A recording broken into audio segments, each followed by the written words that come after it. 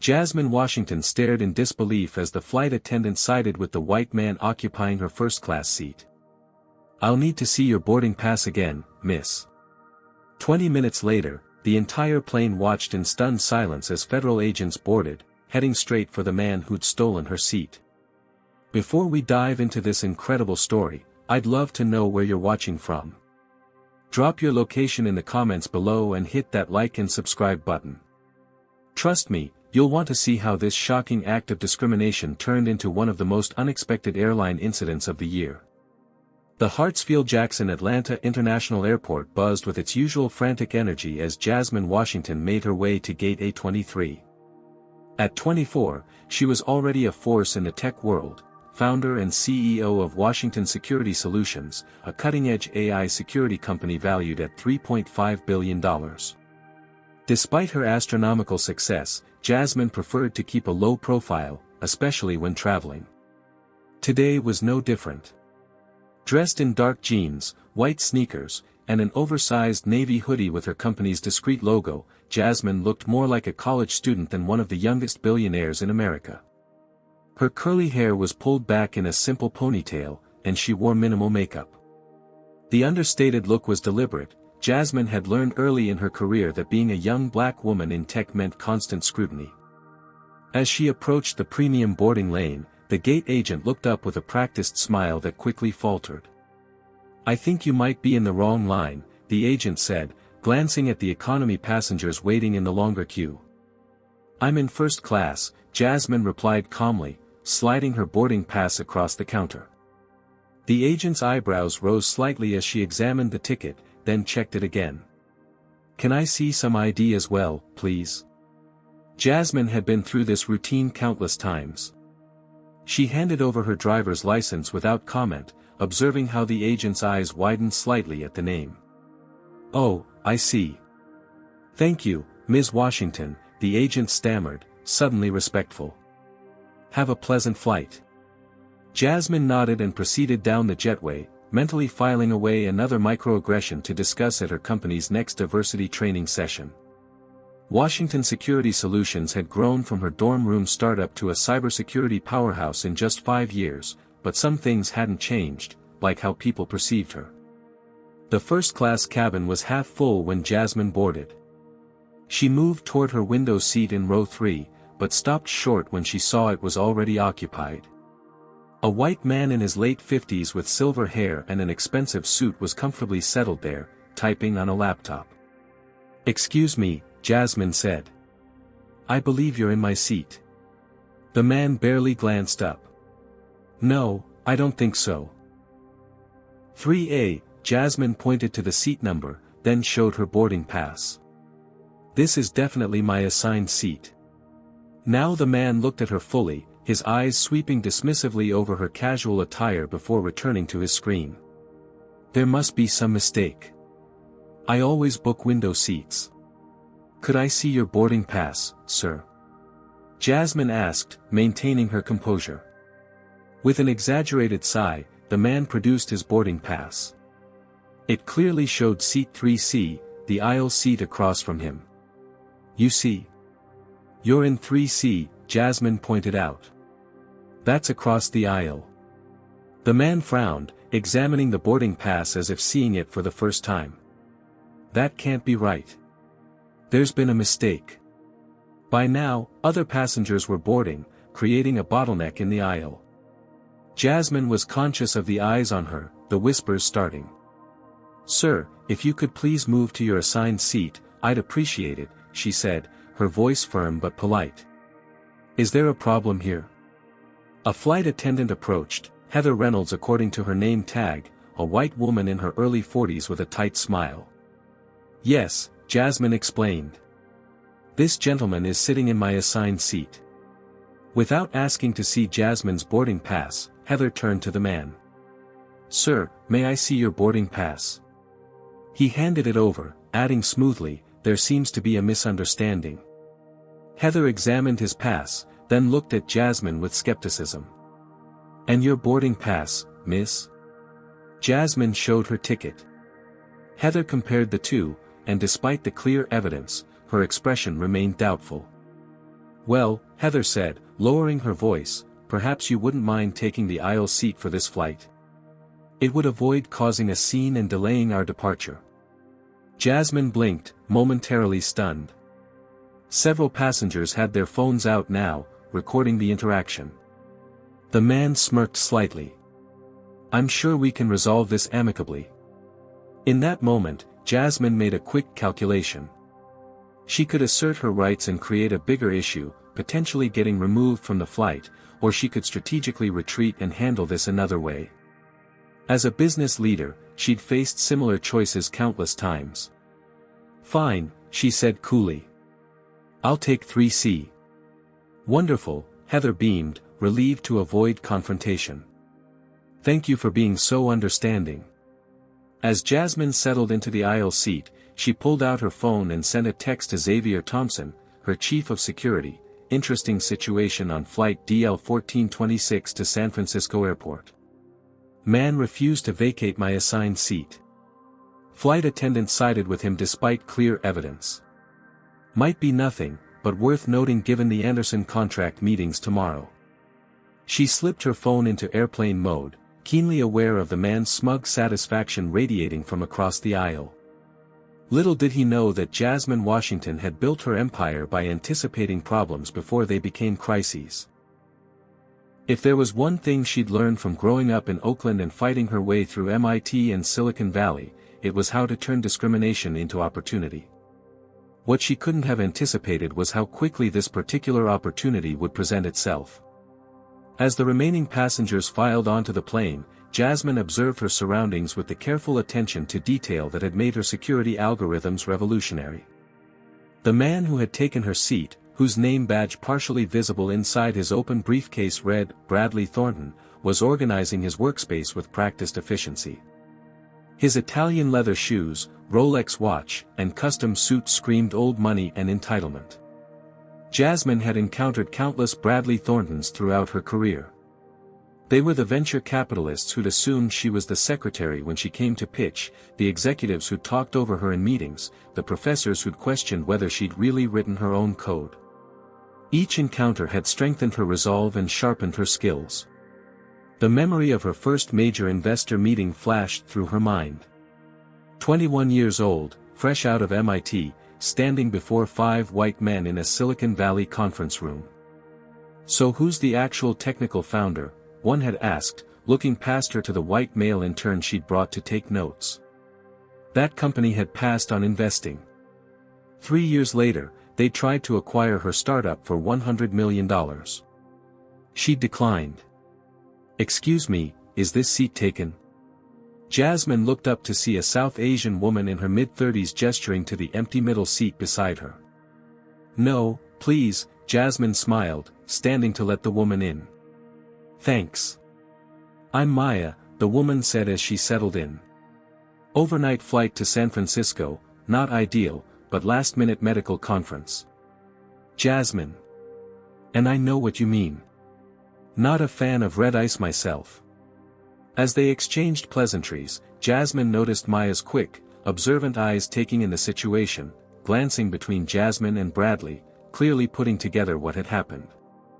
Maya gave Jasmine a subtle, sympathetic look that communicated volumes. Another woman who understood. Across the aisle, Bradley Thornton pulled out his phone and made a call before the doors closed. Richard? Bradley here, he said loudly, not bothering to lower his voice. Yes, everything's on track for tomorrow. The Anderson acquisition looks solid. We'll finalize the details after my meeting with the board. He paused, listening. No complications.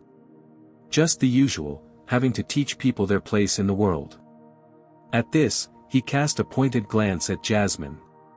Maya raised her eyebrows, looking between Bradley and Jasmine. Charming seatmate you've got there, she whispered. Jasmine shrugged, unfazed. Nothing I haven't heard before. The captain's voice came over the intercom, announcing a slight delay before takeoff due to air traffic control. Collective groans rippled through the cabin. As they waited, Jasmine noticed unusual activity at the front of the plane. The lead flight attendant was engaged in an intense whispered conversation with another crew member, both occasionally glancing toward first class with concerned expressions. Heather, the flight attendant who had handled the seating dispute, passed by their row, checking her phone with growing agitation. Her customer service smile had vanished, replaced by a tense frown. Bradley began checking his watch repeatedly, his earlier confidence giving way to visible anxiety. He closed his laptop, then opened it again, then shut it once more, unable to focus. "Ladies and gentlemen," the captain's voice returned, sounding carefully neutral, "we're experiencing a slight technical issue that needs to be addressed before takeoff. We appreciate your patience and will update you as soon as possible." Jasmine's phone vibrated with a text. Despite airplane mode, her custom-designed secure messaging system could still receive priority communications from her security team. The message from Xavier read simply, "Situation handled. Watch what happens next." A young black flight attendant Jasmine hadn't seen before approached her row with a discreet smile. His name tag read, Marcus Johnson. "Ms. Washington," he said quietly, "I wanted to offer you a complimentary glass of champagne. I apologize for any inconvenience you've experienced today." His emphasis on her name and the meaningful look he gave her suggested he knew exactly who she was. Jasmine accepted the champagne with a grateful nod. "Thank you, Marcus. I appreciate that." As Marcus moved away, a Chinese-American man across the aisle, not Bradley, but in the window seat of row 4, caught Jasmine's eye. "Excuse me," he said, leaning forward slightly. "I couldn't help overhearing earlier. Are you Jasmine Washington of Washington Security Solutions?" "I am," she acknowledged cautiously. "Richard Chen," he introduced himself with a warm smile. "I write for Tech Innovations Weekly. I've followed your company's growth for years. Your quantum encryption breakthrough last month was remarkable." Before Jasmine could respond, a commotion at the front of the plane drew everyone's attention. The cabin fell silent as 2 TSA agents and what appeared to be federal officers in plain clothes boarded the aircraft. Bradley Thornton's face went pale. The sudden appearance of federal officers sent an electric current of tension through the cabin. Passengers craned their necks and whispered urgent speculations to one another. "Is it a terrorist threat? Maybe someone on the no-fly list? I heard there was a mechanical issue." Jasmine remained perfectly still, her expression neutral even as her mind raced through possible scenarios. Years of high-stakes business negotiations had taught her the value of a poker face. Beside her, Maya Patel straightened in her seat, her doctor's instincts clearly on alert.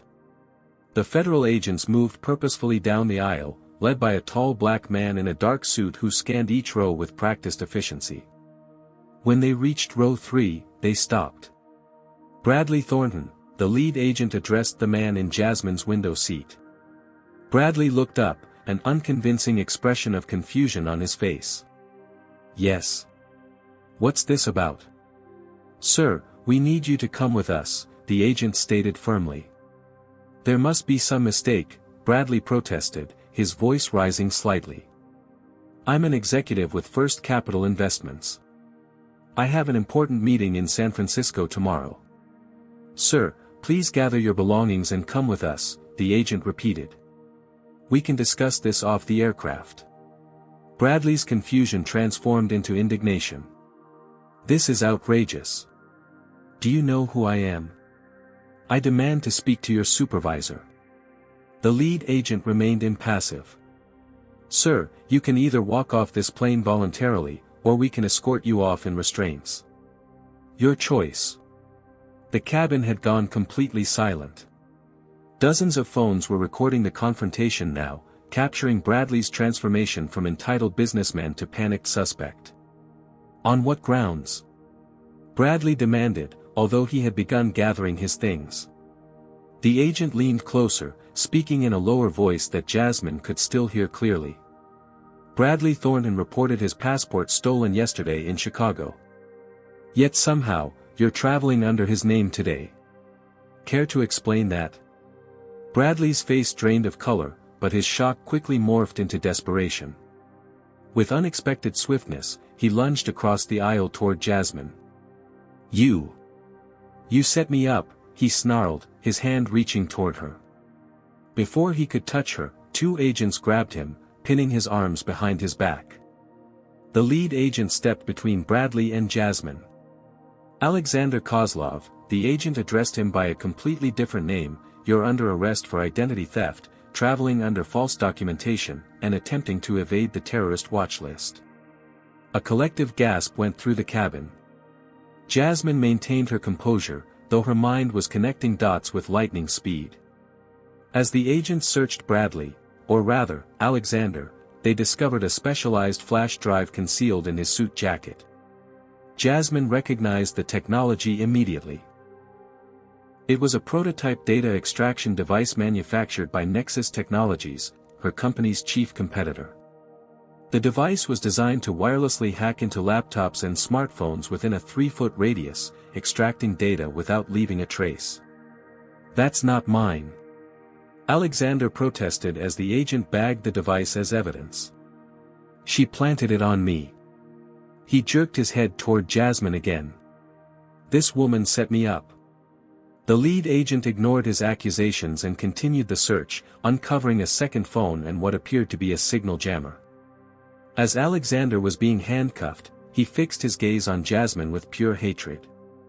"You think you're so clever, don't you? You have no idea what's coming." Jasmine finally spoke, her voice calm and clear. "Actually, I think I do." In that moment, several realizations crystallized in her mind. This hadn't been a random act of racism or entitlement. Alexander had specifically targeted her seat, the window seat with closest proximity to the bulk of first class.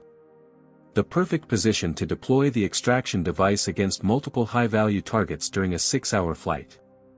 The seat theft wasn't opportunistic, it was strategic. And the flight attendant's bias hadn't just been an inconvenience, it had been a vulnerability that Alexander had intentionally exploited. As Alexander was escorted off the plane, Jasmine caught Heather watching her, the flight attendant's face a mask of mortification as she realized her role in what could have been a major security breach. Jasmine's phone vibrated again with another message from Xavier, confirmed. "This goes deeper than we thought. Sending team to airport now." The captain's voice came over the intercom, apologizing for the disruption and announcing that all passengers would need to deplane for additional security screening before they could continue their journey. As passengers gathered their belongings, many cast curious or admiring glances toward Jasmine. Richard Chen, the tech journalist, leaned across the aisle. "Ms. Washington," he said quietly, "I think there's a much bigger story here than a seat dispute. Would you be willing to give me an exclusive when this is all sorted out?" Jasmine considered him for a moment, then nodded slightly. "Perhaps. Let's talk after the screening." As she prepared to deplane, Jasmine reflected on the irony of the situation. All her life, she'd worked to overcome discrimination and bias. Today, someone had weaponized that same bias against her, and it had backfired spectacularly. The terminal gate area had been transformed into an impromptu investigation center. Passengers from Flight DL-1426 sat in clusters, some being interviewed by federal agents, others waiting impatiently for information about their delayed journey. News crews had already gathered outside the security perimeter, alerted by the viral videos spreading across social media. Jasmine sat in a private office that had been commandeered by the FBI, facing Agent Dominic Wilson, the tall black man who had led the arrest on the plane. His expression was professionally neutral, but there was a glint of recognition in his eyes. "Ms. Washington, thank you for your cooperation," he began, opening a file. "I understand this has been an unusual flight experience, to say the least." Jasmine smiled slightly. "That's one way to put it. For the record, could you state your occupation?" "I'm the founder and CEO of Washington Security Solutions," Jasmine replied. "We specialize in AI-driven cybersecurity systems, primarily for government and financial institutions." Agent Wilson nodded. "And your company recently announced a breakthrough in quantum encryption, correct?" "Yes. We've developed an algorithm that theoretically cannot be broken, even by quantum computers. The official announcement was last month, but the technology has been in development for years. Would you say this makes you a high-value target for corporate espionage? Jasmine leaned forward. Agent Wilson, let's cut to the chase. The man you arrested, Alexander Kozlov, deliberately took my seat for strategic positioning. The device you found is a specialized data extractor that can penetrate most commercial security systems. My guess is he planned to steal intellectual property from multiple executives on this flight, myself included. Wilson's expression remained impassive, but he closed his file. Your security chief called us 20 minutes after you boarded. He was remarkably well informed. Xavier doesn't miss much, Jasmine acknowledged. We've developed protocols for situations like this. Unfortunately, we've had to use them more often than I'd like. The flight attendant, Heather Reynolds, has been detained for questioning, Wilson continued. At this point, we don't believe she was complicit, just biased, Jasmine finished for him. She saw a young black woman in casual clothes versus an older white man in an expensive suit, and made assumptions. It happens every day. Those assumptions nearly facilitated a major security breach, Wilson noted. Kozlov has known ties to several foreign intelligence agencies. We've been tracking him for months. A knock at the door interrupted them. A younger agent entered and whispered something to Wilson, who nodded gravely. Ms. Washington, your security team has arrived. They've been cleared to join us. He checked his watch. And the airline's CEO is apparently on his way from headquarters. You've caused quite a stir. Jasmine shook her head.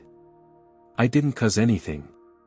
I just tried to sit in my assigned seat. As if on cue, the door opened again, and Xavier Thompson entered. At 38, Xavier was an imposing figure, 6'4", with broad shoulders and the disciplined bearing of his former Delta Force days. His dark suit was impeccably tailored, and his expression was all business as he nodded to Jasmine. Situation contained, he reported concisely. Our team is reviewing airport surveillance footage now. Media is running with an attempted hijacking narrative, which we're not correcting yet. What about the videos from the plane? Jasmine asked. Trending on every platform, Xavier confirmed. #seat theft and flying while black are both viral. Your PR team is monitoring but not engaging yet. Agent Wilson cleared his throat. Mr. Thompson, we appreciate your alertness in this matter, but the FBI will handle the investigation from here. Xavier's expression didn't change. Of course. We're simply securing Ms. Washington's interests. Speaking of which, he turned to Jasmine, the airport director and airline executives are falling over themselves to apologize. They're offering a private lounge and transportation. Before Jasmine could respond, her phone rang, a rare occurrence, as most people couldn't bypass her carefully managed communication channels. The caller ID showed Edward Reynolds, Sky Globe Airlines CEO. The media frenzy was already beginning. Outside this room, two competing narratives were forming, the discrimination against a black passenger, and the thwarted security threat. Both were true, but Jasmine knew which would dominate headlines if she didn't take control of the story. She glanced at Richard Chen's business card, which she'd accepted before deplaning. Perhaps an exclusive with a respected tech journalist was exactly what she needed. What do you think should happen to Heather, the flight attendant who showed clear bias? Comment number 1 if you think she should be fired immediately, or number 2 if you believe she deserves a second chance with proper training. Don't forget to hit that like button if you've ever witnessed or experienced discrimination while traveling, and subscribe to hear more stories about overcoming adversity in unexpected ways. I wonder, would you have handled this situation differently if you were in Jasmine's shoes? The story is about to take an even more surprising turn, as we discover this wasn't just about a stolen seat, it was part of something much bigger. The executive lounge at Hartsfield-Jackson Airport had been cleared of other passengers, transformed into a secure command center for Jasmine and her team. 3 large screens displayed different security feeds, airport surveillance footage, social media activity tracking, and a secure connection to Washington Security Solutions headquarters in Oakland. Jasmine stood before the monitors, her casual travel attire replaced by a sharp blazer brought by her team. She'd pulled her hair back into a tighter ponytail and applied a touch of lipstick, small changes that transformed her appearance from college student to CEO. Image management was second nature to her now, a necessary skill for a young black woman whose authority was constantly questioned. "Run it again," she instructed, watching as the security footage played back her boarding and the subsequent confrontation. Xavier Thompson stood beside her, along with 3 other members of her security team and Richard Chen, the tech journalist who'd been granted exclusive access to the unfolding story. "There," Xavier pointed to a figure in the background. "He boards 15 minutes after Kozlov, sits in 5B, first class. Watch his reaction when the agents board." On screen, a man in his 30s with light brown hair visibly tensed when the federal agents appeared, then quickly exited the plane during the evacuation, moving against the flow of passengers. Facial recognition flagged him as Michael Reeves, said Talia Santos, Jasmine's head of digital security. "Known associate of Kozlov. We've tracked him to a rental car facility, but he's gone dark since." "2 of them," Jasmine murmured. "This wasn't just opportunistic theft." "No," Xavier agreed. "This was a coordinated operation." Jasmine turned to her chief technology officer, Devin Williams, who had just arrived from Oakland. What would they have gotten if they'd succeeded? Devin, a brilliant programmer Jasmine had recruited from MIT 3 years ago, pulled up a security schematic on his tablet. The quantum encryption algorithm itself is segmented, no single device contains the complete code. But your laptop has access to our developmental servers. A sophisticated breach could have compromised components of the system. Enough to reverse engineer? Jasmine asked. Devin shook his head. Not entirely, but enough to potentially identify vulnerabilities. Richard Chen, who had been quietly taking notes, looked up. The government contract for your encryption system is being finalized next week, isn't it? Worth what, 10 billion? 12, Jasmine corrected. Plus implementation contracts that could triple that amount. The largest cybersecurity contract in history. Which makes you a very valuable target, Richard observed.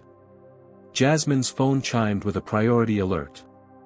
The screen displayed footage from their headquarters security system, and attempted unauthorized access at the main server room. They're hitting us at both ends, Jasmine realized. The plane was just one vector. I've dispatched security, Xavier confirmed. Perimeter is secure. But this confirms our suspicion, it's a coordinated attack. The question is who's behind it, Talia added, typing rapidly on her laptop. Kozlov has worked for various state actors, but also private entities. Including, she paused, looking up at Jasmine. Nexus Technologies, Jasmine finished for her. Victor Hammond's company. Richard Chen whistled softly. Your chief competitor for the government contract. And a man who publicly stated at last year's Cyber SEC conference that, and I quote, security infrastructure is too important to be left in the hands of diversity hires and affirmative action recipients, Devin added, his voice tight with anger. Jasmine remembered that conference all too well. She'd been the keynote speaker, announcing Washington Security Solutions' breakthrough approach to neural network protection. Hammond had made his comments to a reporter afterward, clearly referring to her company's diverse leadership team. Can we prove the connection? She asked. Working on it, Talia responded. The extraction device is definitely Nexus Tech, prototype stage, not commercially available. A knock at the door interrupted them. An FBI agent entered, accompanied by Agent Wilson. Ms. Washington, we've received some information you should know about, Wilson said. The airline's internal investigation has revealed that Heather Reynolds, the flight attendant involved in your seating dispute, received a substantial deposit in her bank account 2 days ago. She claims it was a family inheritance, but we've traced it to a shell company associated with Nexus Technologies. The room fell silent as the implications sank in. She was paid to enable the seat theft, Jasmine said slowly. They anticipated I would be profiled and used that against me. We don't have proof she knew the larger plan, Wilson cautioned. But at minimum, she was bribed to favor certain passengers. Richard Chen was scribbling notes frantically. This is bigger than discrimination or corporate espionage. They weaponized racial bias as a security exploit. Not just against me, Jasmine realized. The government liaison for the encryption contract is Luis Ortiz. He's flying to Washington tomorrow. Asian Brewer, the banking executive, takes weekly flights to New York. She looked at her team. Are they targeting other minority executives involved in the project? Talia's fingers flew across her keyboard. Checking flight manifests against our project contacts, yes, there's a pattern. 3 security-cleared executives with access to different components of the quantum encryption project have had unusual flight incidents in the past month. They're using the same playbook, Xavier concluded. Exploiting bias to create security openings. Jasmine's phone rang again, this time, a secure line from the Pentagon. The caller ID showed Special Projects Division. This just got elevated, she told her team, accepting the call. Washington.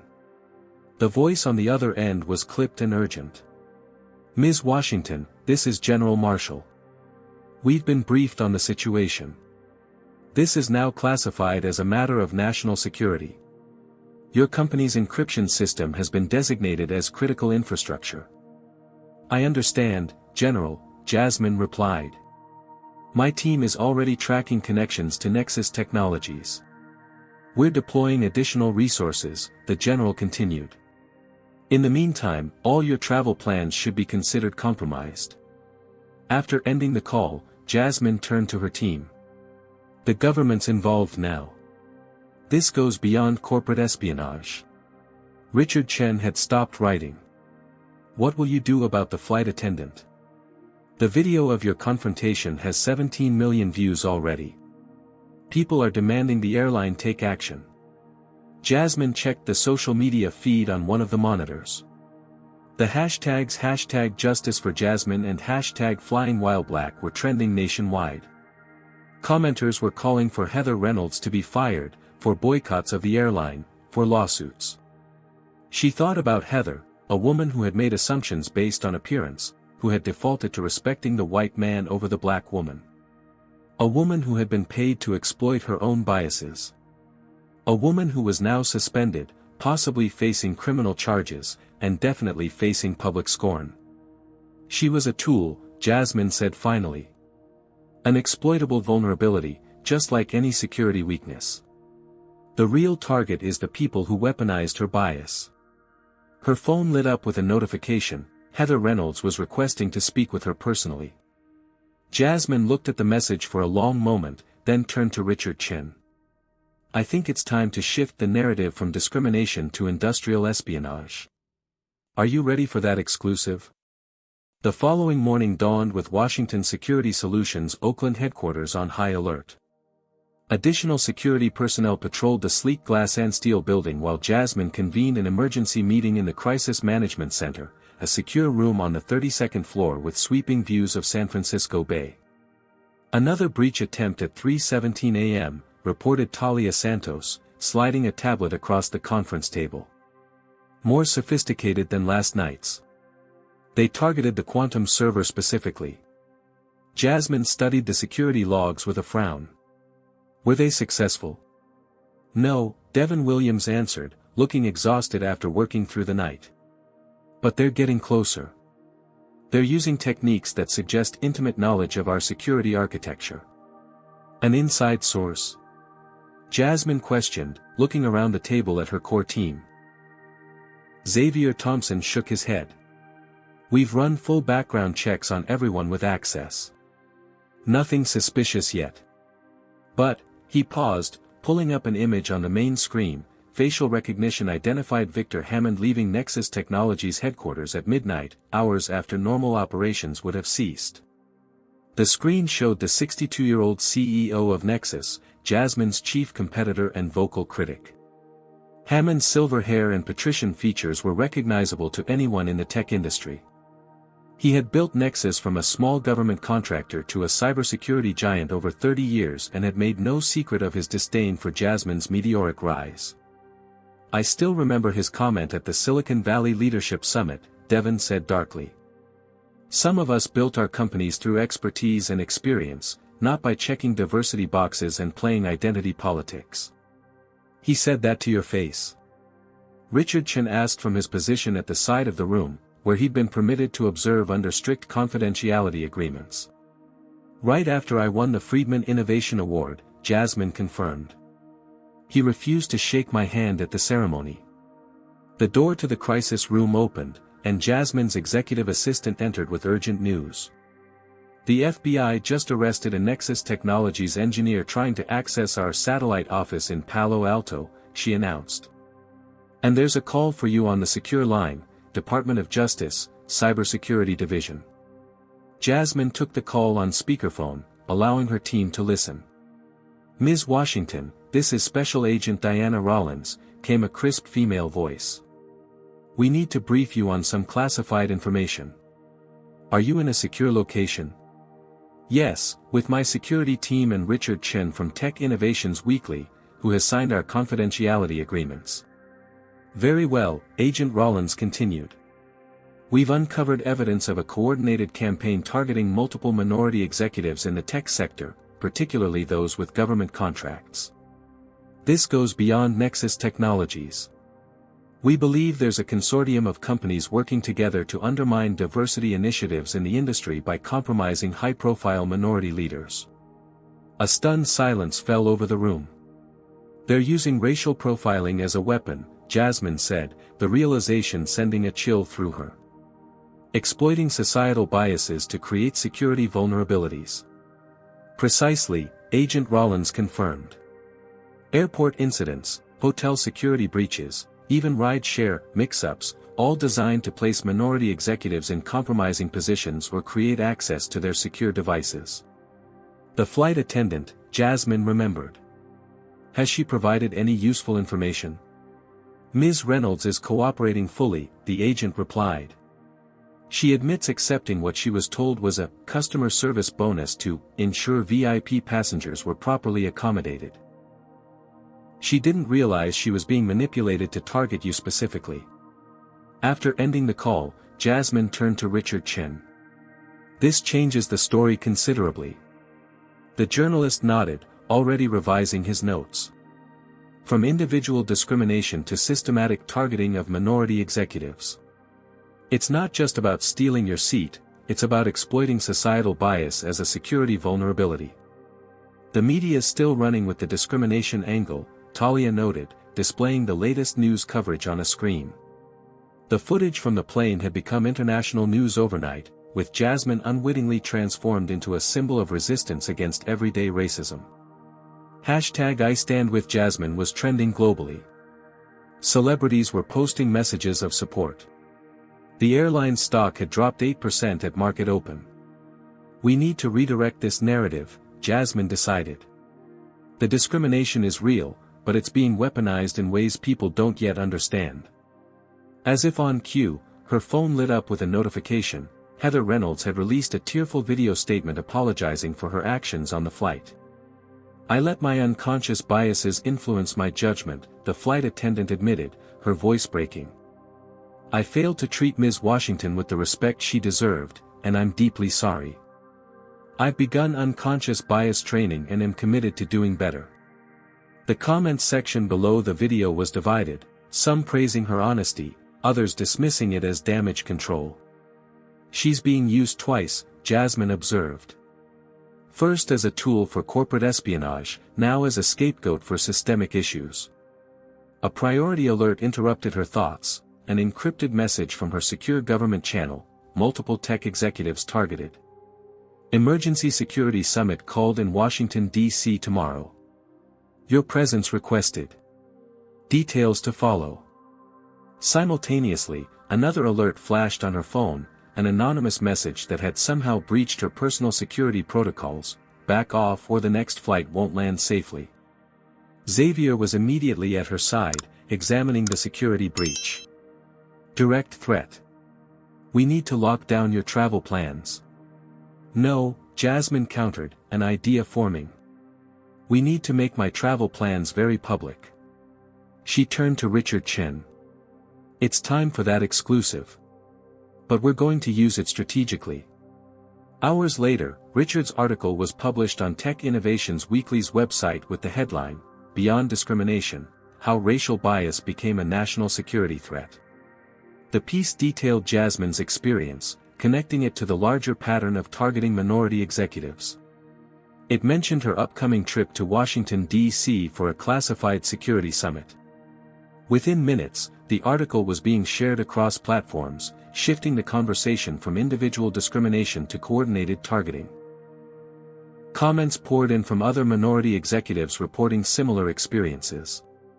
As Jasmine reviewed the social media response in her office, a new message arrived, not a threat this time, but a request to meet from an unexpected source.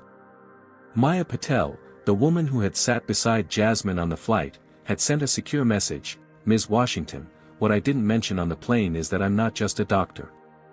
I'm also a Justice Department attorney specializing in discrimination cases. I witnessed everything firsthand and would like to help build a case against both the airline and the larger conspiracy. Can we meet before your DC trip? Jasmine stared at the message, weighing her options. The discrimination angle could provide legal leverage against Nexus and their allies. But her priority remained protecting her company's technology and exposing the broader conspiracy. Set up a meeting with Ms. Patel, she instructed her assistant. And prepare the jet for Washington. It's time to turn defense into offense. 3 days after the flight incident, Jasmine Washington strode through Ronald Reagan Washington National Airport with purpose in every step. Gone was the casual traveler in jeans and a hoodie. Today, she wore a perfectly tailored navy suit, her natural hair styled in a sophisticated updo, projecting the image of the powerful CEO she was. The transformation wasn't just about appearance, it was strategic. After days of being portrayed in the media as a victim of discrimination, Jasmine was reclaiming the narrative. She wasn't just a black woman who'd had her seat stolen, she was a technological innovator whose breakthrough encryption system was crucial to national security. Flanking her were Xavier Thompson and 2 additional security team members, scanning the terminal with practiced vigilance. Behind them walked Maya Patel, now officially serving as Jasmine's legal counsel, and Richard Chen, still documenting the unfolding story. Their arrival had been widely publicized, a calculated risk designed to draw out the remaining conspirators. FBI agents in plainclothes were stationed throughout the terminal, while cybersecurity experts monitored digital communications for any suspicious activity. Southeast exit clear, Xavier murmured into his communications device. Proceeding to baggage claim. As they approached the escalators, Jasmine noticed a man in a gray suit moving against the flow of travelers, angling to intercept their path. His face matched one of the photos Talia had flagged in their security briefing: Eric Daniels, former Nexus Technologies security specialist, now working as an independent contractor. Contact at 2 o'clock, Jasmine said quietly to Xavier. Gray suit, Nexus affiliate. Xavier gave an imperceptible nod, adjusting his position slightly to place himself between Jasmine and the approaching man. What happened next unfolded in seconds. Daniels reached inside his jacket. Xavier moved with lightning speed, tackling him to the ground. Airport security converged from all directions, while travelers scattered in panic. Gun, someone shouted, though Daniels had actually been reaching for what appeared to be a specialized electronic device. Within moments, FBI agents had Daniels in custody, escorting him away as terminal operations returned to normal. Jasmine remained composed throughout, though her heart raced. Device secured, an agent confirmed. Preliminary analysis suggests it's a proximity hacker, designed to breach nearby electronic devices. Maya Patel looked shaken. They tried to attack you in broad daylight, in a crowded airport. They're getting desperate, Jasmine observed. Which means we're getting closer. By the time they reached their hotel, news of the airport incident had already broken. Jasmine's phone was flooded with notifications, including an unexpected one, a significant drop in Nexus Technologies' stock price following an anonymous leak of internal communications. The leaked emails revealed Victor Hammond discussing plans to neutralize the Washington threat and ensure the right kind of leadership maintains control of critical security infrastructure. Though carefully worded to avoid explicit criminality, the racist and sexist undertones were unmistakable. Hammond's denying everything, Richard reported, scanning news updates. Claims the emails are fabricated. But 3 board members have already resigned, and major clients are distancing themselves. The court of public opinion moves faster than the justice system, Maya noted. In the hotel's secure conference room, Jasmine connected to a video call with her Oakland team. Talia's face appeared on screen, looking triumphant. "We've traced the money," she announced. "The shell company that paid Heather Reynolds. It leads back to a venture capital firm called Paradigm Investments." Hammond's primary backer, Jasmine recognized the name immediately. "Not just Hammond's," Talia continued. "They've invested in 5 major security firms, all led by white men, all competing against companies with diverse leadership for government contracts. They're trying to maintain the old guard's control of the security sector," Richard realized, furiously taking notes. "It goes deeper," Talia added. "We've identified similar patterns in discriminatory incidents targeting Rohan Mehta at Quantum Shield, Carmen Rodriguez at Cyberdefense Systems, and Wei Zhang at Neural Security. All minority-led companies, all breakthrough technologies, all subjected to random security incidents." Jasmine's phone rang, a secure line from the president's science advisor. "Ms. Washington," the advisor began without preamble, "we've reviewed the evidence your team and the FBI have compiled. The president has been briefed. This is now classified as a threat to critical infrastructure and national security. We need your encryption system protected at all costs." "I understand," Jasmine replied. "What about the larger conspiracy?" "Justice Department is preparing indictments," the advisor assured her. "But there's concern about market stability if too many major security firms are implicated simultaneously." After ending the call, Jasmine turned to her team with a determined expression. "They're worried about market stability," she translated. "Which means some players might get immunity to protect the industry's reputation." "That's outrageous," Maya protested. "After what they did." "It's politics," Jasmine said pragmatically. "But we have leverage." She thought back to her early days building Washington Security Solutions, when a competitor had falsely claimed her algorithms were plagiarized. Instead of suing, she had published her work openly, proving her innovation while establishing industry standards based on her technology. "We're going to shift the narrative again," she decided. "Richard, I'm giving you exclusive access to documentation showing how bias and discrimination were weaponized as security vulnerabilities. Maya, prepare a legal framework for a class action on behalf of all targeted executives." "And Nexus?" Xavier asked. "Let the market handle Hammond," Jasmine replied. "We focus on building something better." That evening, Jasmine declined multiple interview requests from major networks, choosing instead to publish a thoughtful essay on Tech Innovations Weekly's platform. Titled "Beyond Bias: Transforming Security Vulnerabilities into Strengths," the piece detailed how discrimination had been weaponized against minority executives while offering a new framework for industry reform. Rather than portraying herself as a victim, Jasmine positioned the incident as a wake-up call for the entire security sector. When bias becomes a vulnerability, addressing discrimination becomes a security imperative, not just a moral one, she wrote. The essay went viral overnight, shifting the conversation from individual incidents to systemic solutions. Industry leaders began pledging commitments to new security protocols that accounted for bias-based vulnerabilities. As dawn broke over Washington, D.C., Jasmine received news that Victor Hammond had been arrested for corporate espionage, wire fraud, and conspiracy. Simultaneously, her quantum encryption contract had been fast-tracked for government implementation. She thought about how far she'd come from that moment on the plane when a flight attendant had dismissed her rights based on appearance.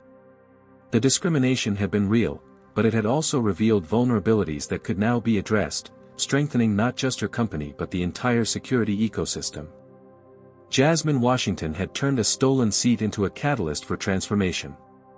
1 week after the airport confrontation, Jasmine sat in a secure room within the Pentagon, surrounded by military officials, FBI agents, and representatives from various intelligence agencies. The circular table gave no indication of hierarchy, a deliberate design choice for classified briefings where all input was considered equally valuable. "The conspiracy extends further than we initially suspected," announced FBI Director Caroline Mitchell, a steely woman in her 50s who had personally taken charge of the investigation. "What began as corporate espionage has revealed connections to foreign intelligence operations." A series of photographs appeared on the room's main screen: Victor Hammond in meetings with known foreign agents, Eric Daniels receiving packages from diplomatic couriers, executives from Paradigm Investments at private gatherings with individuals on watch lists. "We've uncovered evidence that at least 3 nations were funding attempts to compromise American cybersecurity infrastructure," Director Mitchell continued. "Their strategy was sophisticated. Identify and exploit social vulnerabilities to create technical ones. They used our own societal weaknesses against us," observed General Harrison, the Joint Chiefs representative. "Specifically targeting minority executives knowing they would face additional scrutiny and barriers." Jasmine studied the intelligence reports in front of her. "This explains the systematic nature of the incidents. It wasn't just about my company or the government contract, they were targeting diverse leadership across the entire security sector." "Precisely," confirmed Diana Rollins, the DOJ's cybersecurity division agent who had first alerted Jasmine to the broader conspiracy. "We've documented 47 incidents across 12 companies in the past 18 months. All targeting minority executives with access to critical systems or innovations. The common denominator was Paradigm Investments," added Director Mitchell. "They used legitimate venture capital as cover for a sophisticated intelligence operation. By investing in companies led by white men while simultaneously undermining their diverse competitors, they created a self-reinforcing cycle of discrimination that served their strategic objectives." The implications were staggering.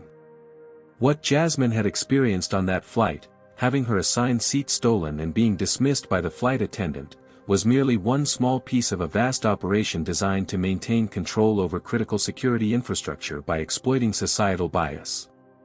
Hammond and his associates knew exactly what they were doing, Jasmine realized. They didn't just take advantage of existing discrimination, they actively weaponized it. "They counted on Heather Reynolds defaulting to believing the white man over me. And it would have worked," noted Agent Rollins, "if not for your security team's vigilance and your strategic response." After the briefing concluded, Jasmine was escorted to a smaller conference room where Maya Patel waited with documents spread across the table. "The airline has agreed to a comprehensive settlement," Maya informed her. "Beyond financial compensation, they're implementing mandatory bias training using your experience as a case study." "And Heather Reynolds?" Jasmine asked. "Suspended without pay pending the investigation," Maya replied. "The evidence suggests she was manipulated rather than knowingly complicit, but her actions still enabled the security breach." Jasmine nodded thoughtfully. Throughout this ordeal, she had struggled with her feelings about the flight attendant. Heather's bias had been real and harmful, but she had also been a pawn in a much larger game. "I'd like to meet with her," Jasmine decided. 2 days later, in a private room at Washington Security Solutions' DC office, Jasmine sat across from Heather Reynolds. The flight attendant looked diminished. Her uniform replaced by a simple blouse and slacks, dark circles under her eyes testifying to sleepless nights. "Thank you for agreeing to see me," Heather began, her voice unsteady. "I don't deserve your time, but I needed to apologize in person." "I appreciate that," Jasmine replied neutrally, studying the woman who had dismissed her so easily on the plane. "I've spent every day since the incident replaying what happened," Heather continued. Examining my actions, my assumptions. She paused, gathering herself. The truth is ugly but simple. I saw a young black woman in casual clothes and a white man in a suit, and I automatically sided with him. I didn't even consider examining the evidence fairly. Why do you think that is? Jasmine asked quietly. Because that's how I was conditioned, Heather admitted, tears forming. I grew up in a small town where success looked a certain way, and it didn't look like you. I thought I was beyond that kind of thinking, but when pressure came, my biases surfaced. She wiped her eyes. I failed as a human being that day. You failed, Jasmine acknowledged, but so did the systems that allowed your bias to become a security vulnerability. Your mistake wasn't just about discrimination, it enabled what could have been a catastrophic breach of national security. Heather nodded miserably. I understand I've lost my career. I accept that consequence. Actually, Jasmine said, sliding a folder across the table, I have a different proposition. Washington Security Solutions is launching a new division focused on identifying and addressing human factor vulnerabilities in security systems. We need people who understand firsthand how bias operates in high-pressure situations. Heather stared at the folder in disbelief. You're offering me a job. I'm offering you an opportunity to transform your mistake into something constructive, Jasmine clarified. Your experience, both the failure and what you've learned from it, could help prevent similar vulnerabilities in the future. As Heather left the office, visibly shaken by the unexpected turn of events, Xavier approached with the latest security update. The government has expedited the implementation of your encryption system, he reported. And Hammond's replacement at Nexus has reached out about potential collaboration on industry standards. They need us now, Jasmine observed with a hint of irony. Nothing builds credibility like a $12 billion government contract.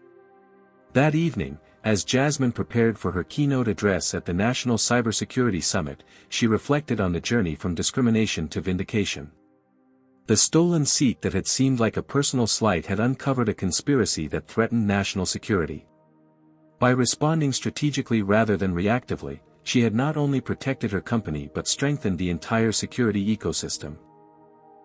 Her father's words from childhood echoed in her mind, in a world that will try to diminish you, your greatest power is turning obstacles into opportunities. That philosophy had guided her from Oakland's challenging neighborhoods to MIT's prestigious halls, through Silicon Valley's discriminatory venture capital landscape to building a multi-billion-dollar security empire. Each barrier had become a stepping stone, each act of discrimination transformed into fuel for innovation. As she took the stage before industry leaders, government officials, and media representatives, Jasmine Washington was no longer just the black woman whose seat had been stolen on a flight, she was the visionary whose response had uncovered and neutralized a threat to national security. Security vulnerabilities exist not just in our systems, but in our perceptions, she began her address. Today, I want to share how discrimination became a vector for attack, and how addressing bias isn't just about equality, but about protecting our most critical infrastructure. The journey that had begun with a stolen seat had transformed an industry. 6 months after the flight that changed everything, Jasmine Washington boarded another plane, same airline, same route from Atlanta to San Francisco. This time, however, the experience was dramatically different. Ms. Washington, welcome aboard, the lead flight attendant greeted her warmly at the jet bridge. We've upgraded you to our premium first-class suite. It's an honor to have you with us today. Jasmine smiled, noting the attendant's genuine respect, not the nervous deference that sometimes followed her now that her name and face were instantly recognizable. In the half-year since the incident, she had become more than a tech billionaire, she was a symbol of resilience and transformation. As she settled into her spacious window seat, Jasmine reflected on the whirlwind months behind her. Washington Security Solutions had successfully implemented its quantum encryption system across government agencies, its value soaring to $10 billion. The conspiracy led by Victor Hammond and Paradigm Investments had been fully exposed, resulting in multiple indictments and a complete restructuring of the cybersecurity industry's investment landscape. But perhaps the most significant change had come in the form of the Jasmine Washington Protocol, a new airline industry standard requiring comprehensive bias training and security protocols designed to prevent discrimination from becoming a security vulnerability. The flight attendant who had dismissed her 6 months ago was now helping develop those training materials as part of Washington Solutions' Human Factors Division. Jasmine opened her laptop, reviewing her presentation for the Global Technology Summit where she would be the keynote speaker. The title slide read, Transforming Vulnerabilities, How Discrimination Became the Catalyst for Security Innovation. Her mind drifted back to her childhood in Oakland, where her father, a community college computer science professor, had first taught her to code on a second-hand laptop. Remember, Jasmine, he would say, in this world, people will try to put obstacles in your path because of who you are. Your job isn't to avoid those obstacles but to transform them into your foundation. When she was 16 and the only black girl in an advanced programming competition, judges had accused her of cheating because her algorithm was too sophisticated. Rather than becoming discouraged, she documented her development process and used it to secure early admission to MIT. When venture capitalists had refused to fund her startup because they couldn't see someone like her as a tech CEO, she bootstrapped with smaller investors and proved them wrong with exponential growth. Each barrier had become a building block. Each act of discrimination had forced her to innovate in ways her privileged competitors never had to consider. The seat beside her remained empty until final boarding, when a white businessman in his 50s took it, nodding curtly to Jasmine before settling in. He looked vaguely familiar, perhaps one of the executives she'd encountered at industry events. When the flight attendant approached with champagne, the man automatically reached out, assuming the drink was for him. Actually, sir, the attendant said with a warm smile, this is for Ms. Washington. She's quite literally changed how we fly.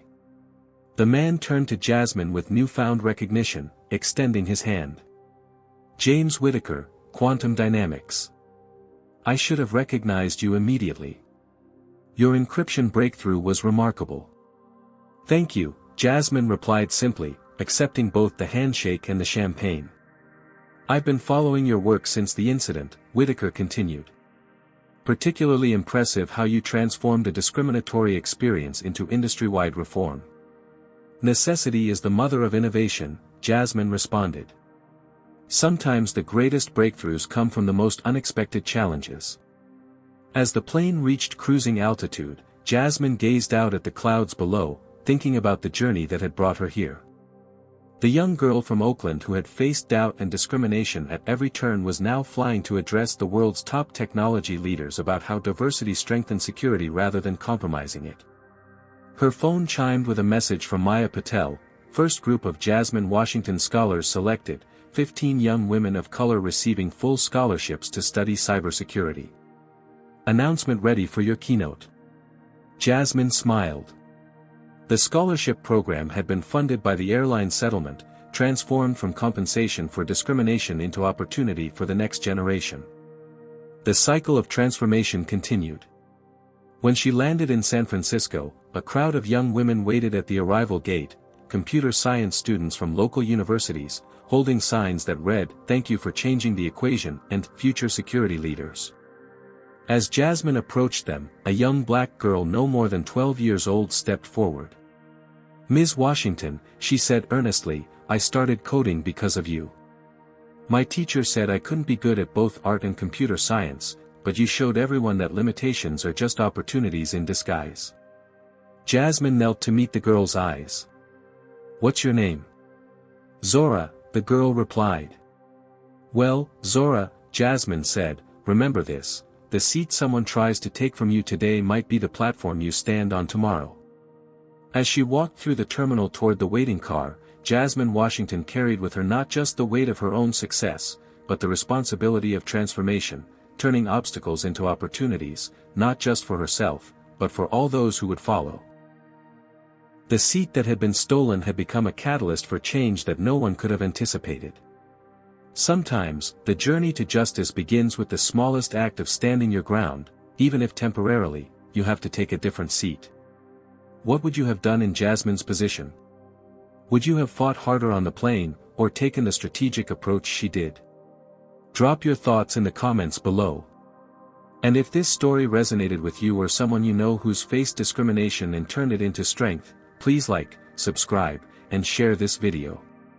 Remember, sometimes our greatest setbacks become our most powerful comebacks. Thank you for joining me for this incredible journey, and I'll see you in the next story of triumph over adversity. Jasmine Washington's journey teaches us that discrimination isn't just a personal injustice, it's a systemic vulnerability that can be exploited. When bias becomes weaponized, addressing it becomes not just a moral imperative but a security necessity. The story reminds us that our responses to discrimination define our path forward. Instead of letting bias defeat her, Jasmine transformed it into an opportunity for revolutionary change. We learn that sometimes victory comes not from immediate confrontation but strategic patience. By understanding the larger game, Jasmine turned a humiliating moment into industry-wide transformation. Her approach demonstrates that true leadership means converting obstacles into foundations for success. The story also reveals how discrimination often relies on predictable patterns that can be anticipated and countered. By recognizing these patterns, we can develop better systems and protocols that protect everyone. Finally, Jasmine shows us that the most powerful response to prejudice isn't just personal triumph, but creating pathways for others to follow, ensuring that future generations face fewer barriers and more opportunities.